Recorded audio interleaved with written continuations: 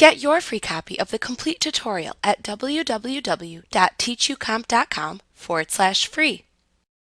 To rearrange the order of columns from left to right within any transaction detail report in QuickBooks, display the transaction detail report whose columns you want to rearrange on screen. For the column to move, place your mouse pointer over the column name in the column headings at the top of the report until the mouse pointer changes into a hand icon.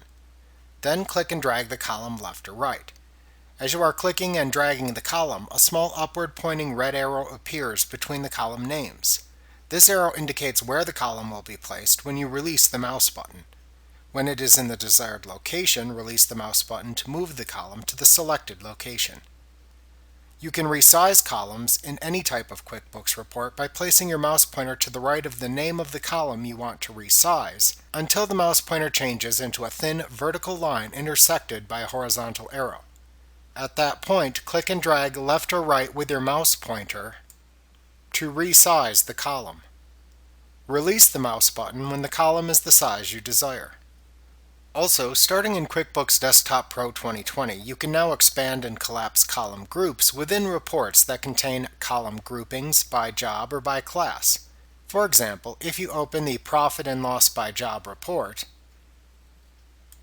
you can expand and collapse the jobs shown for each customer. To do this, if available within your report, click the small plus or minus signs to the left of the column grouping to expand or collapse them.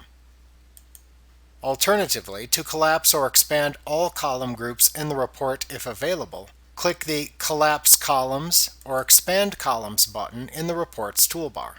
This is a toggle button that switches to the opposite command of the command currently applied.